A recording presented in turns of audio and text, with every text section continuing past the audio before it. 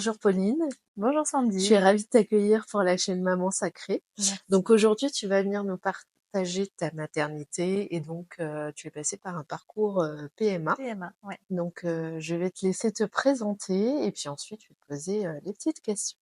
Très bien.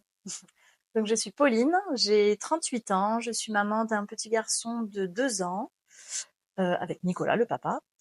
Et donc effectivement, on a traversé un parcours PMA pour avoir notre petit garçon. Alors je suis infirmière de formation, donc en structure dans un premier temps, et puis en libéral depuis quelques années. Et donc je suis actuellement une formation d'accompagnante périnatale. Ok. Alors, depuis combien de temps en fait tu avais ce désir d'enfant? Alors, je dirais que j'ai un désir d'enfant depuis longtemps. Je sais Ok. pas, je pourrais pas forcément le dater, mais pour moi, c'était assez naturel que je deviendrais maman un Mhm. jour. En tout cas, c'est vraiment quelque chose que je voulais. Je suis issue d'une fratrie où on est deux. J'ai un petit frère qui a 4 ans de moins que moi.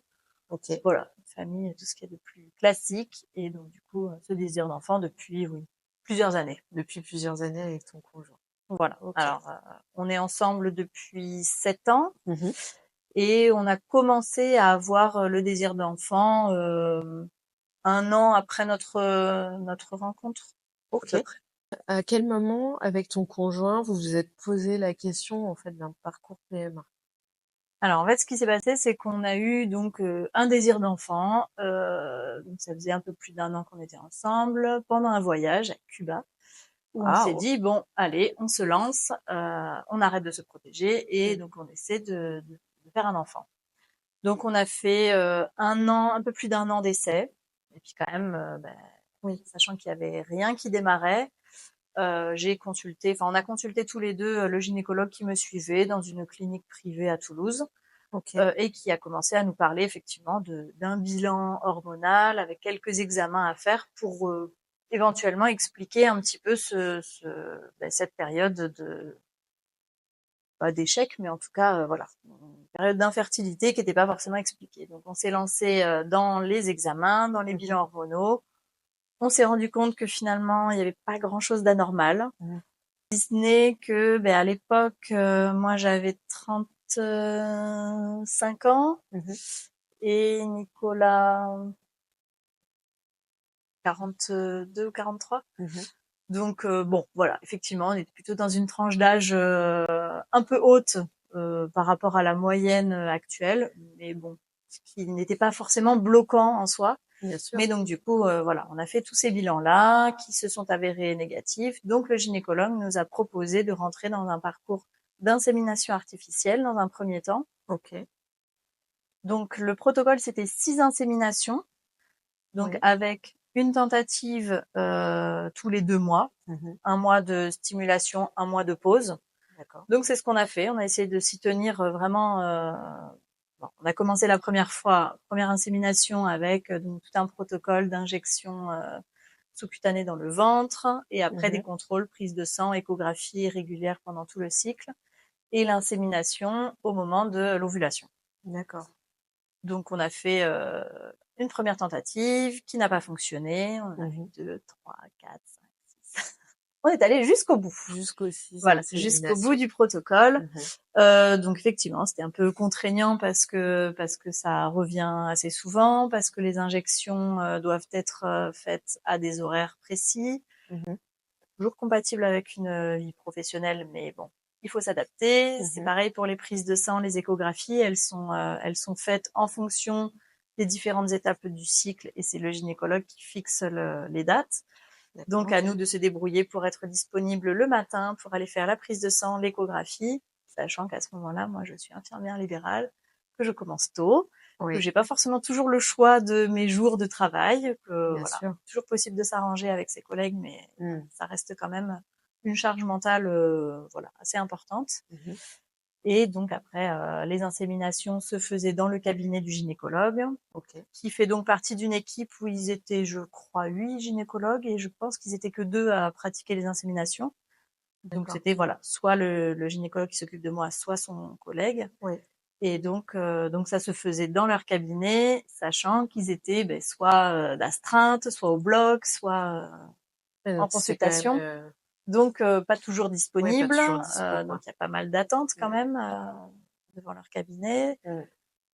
Voilà, ils sont disponibles entre 2 patients. Enfin voilà, ça reste quand même un protocole assez long, contraignant, et on sent bien que toute l'attention n'est pas forcément dirigée vers nous. Mais Ouais. c'est comme ça fait partie du jeu.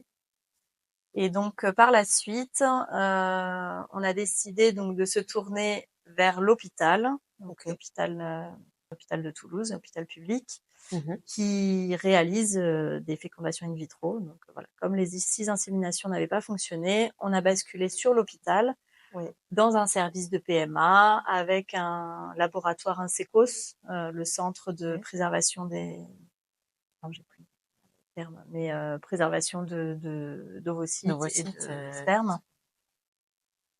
Donc du coup, on a rencontré l'équipe des gynécologues de cet hôpital mmh qui nous ont demandé de refaire un bilan complet avec des examens. Donc, dans les examens, il y a des bilans sanguins, mais il y a aussi des Ouais. échographies. Il y a une hystérosalpingographie qui est quand même un examen assez invasif, pas Ouais. toujours très rigolo. Mmh. Et puis, enfin voilà, en fonction des antécédents, moi j'ai dû faire une mammographie parce que j'ai pas mal d'antécédents de cancer du sein dans la D'accord. famille. Donc voilà, ça fait quand même pas mal d'examens à refaire. Certains Mmh. examens peuvent être faits à n'importe quel moment du cycle, mais d'autres sont un peu plus contraignants parce qu'il faut le Oui. faire entre tel et tel jour du cycle. Il faut avoir des cycles réguliers, il faut obtenir les rendez-vous au bon Au moment. bon moment, oui. Voilà, ça n'a rien d'évident. Donc au début, on peine un peu à trouver des rendez-vous, et puis finalement après on prend le pli et on prend plein de rendez-vous à plein de dates différentes dans plein d'endroits différents. Et on annule Ouais. les rendez-vous au fur et à mesure pour être sûr d'avoir un rendez-vous ce jour-là. Bon, c'est une sacrée contrainte Ouais, parce que c'est effectivement les établissements sont pas toujours ouais, formés et disponibles pour accueillir des personnes qui ont besoin d'examens un peu au dernier rapidement. moment. Mmh. Donc voilà, ça représente aussi une charge mentale assez Oui, ça devait être un impressionnante. petit peu compliqué quand même, à s'organiser pour toi, pour ton Ouais, conjoint, en fait, de trouver les moments parce que même avec les vies professionnelles, c'est pas c'est ça. toujours évident, en fait. Exactement. En tant que salarié, je pense qu'il y a peut-être des possibilités de pouvoir Oui. s'absenter, de pouvoir, sans forcément en parler à tout le corps professionnel, Mmh. mais peut-être à son employeur, enfin pouvoir avoir des arrangements en tout cas. En tant que profession libérale, Ouais. rien n'est fait pour ça. Des arrêts de travail, c'est toujours compliqué pour les professions libérales parce qu'il y a beaucoup Oui. de carences. Donc forcément, c'est un manque à gagner énorme. Donc Oui. à part avoir des collègues en or, c'est très très difficile de s'organiser. Et ça représente une charge mentale incroyable. Assez importante. Voilà. Pauline, est-ce que tu peux nous expliquer un petit peu comment tu as vécu ça avec ton conjoint? Comment ça s'est passé pour votre couple pendant le parcours et quelles sont les étapes par lesquelles vous êtes passés, en fait, Oui. ensemble? Alors ça, c'est pas forcément évident de faire un petit pas de côté, de prendre du recul et de se dire comment s'est passé tout ça, parce que je Ouais. pense que quand on est dans le parcours, on est un peu pris dans une machine à laver, dans un tunnel où de toute façon, il faut avancer, Mmh. il faut prendre chaque jour l'un après l'autre, il faut faire une injection après l'autre, une prise Mmh. de sang après l'autre, une échographie après l'autre, attendre les coups de téléphone nous disant ça y est, l'ovulation se rapproche, on prévoit donc pour les FIV le jour de la ponction, Mmh.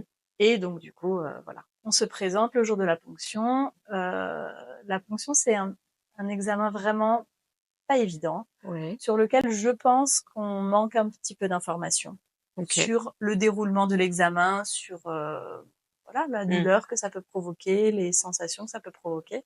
Mmh. Et c'est vrai que du coup, on arrive un petit peu terrorisé.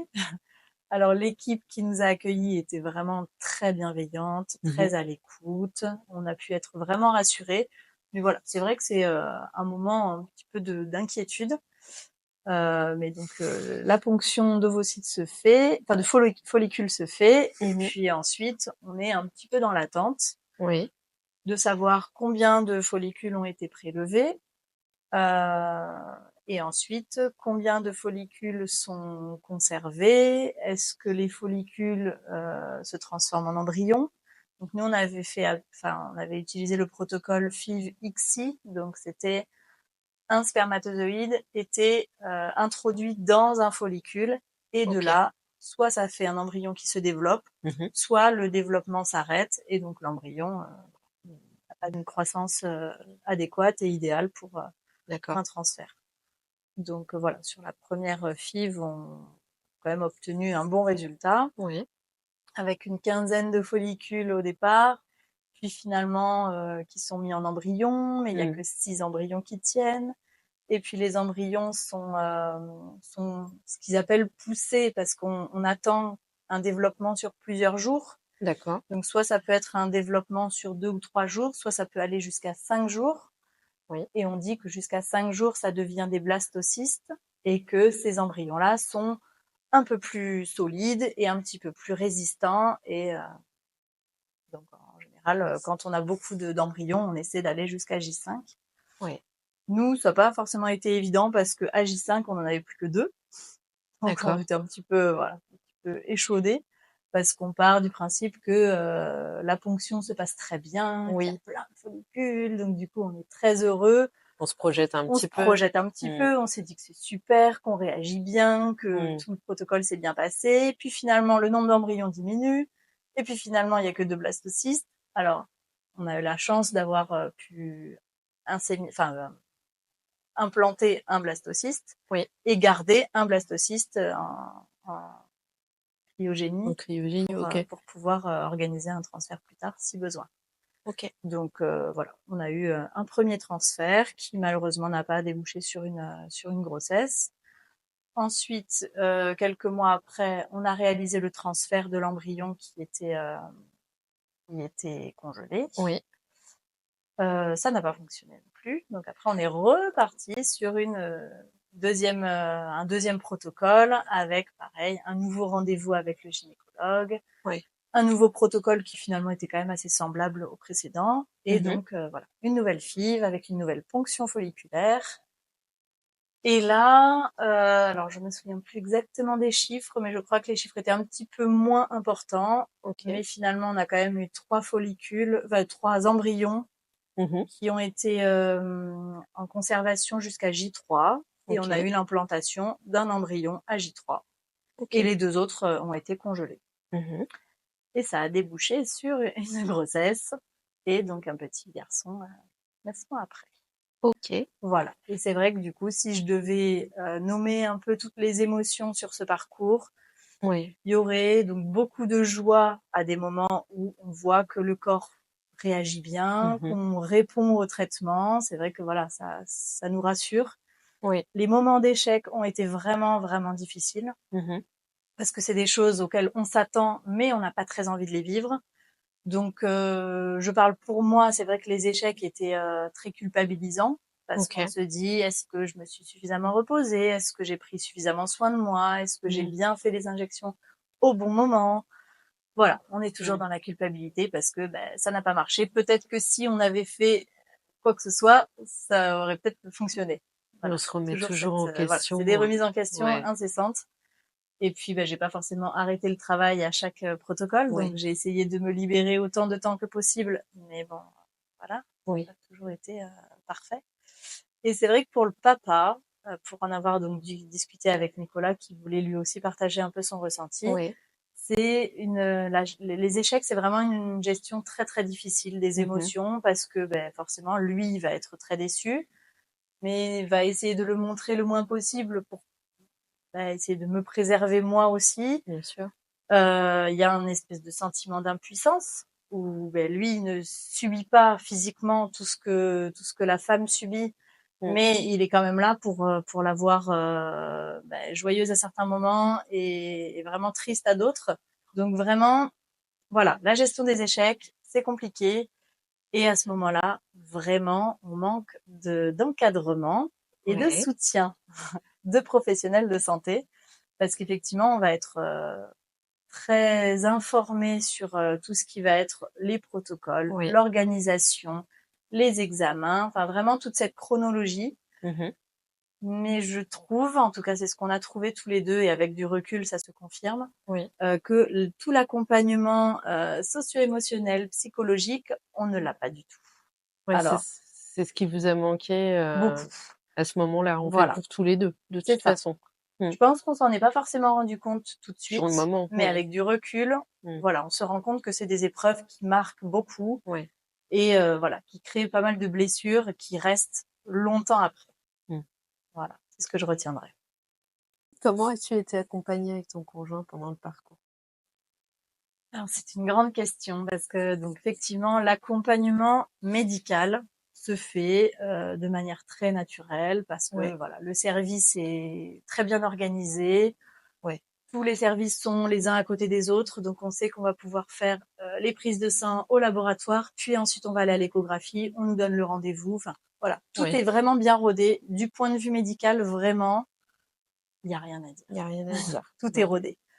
Après, effectivement, sur le plan psychologique, eh ben c'est très compliqué parce que en tant que couple hétérosexuel, il n'y a aucun accompagnement psychologique de prévu quand on est introduit dans ce genre de protocole. Ouais.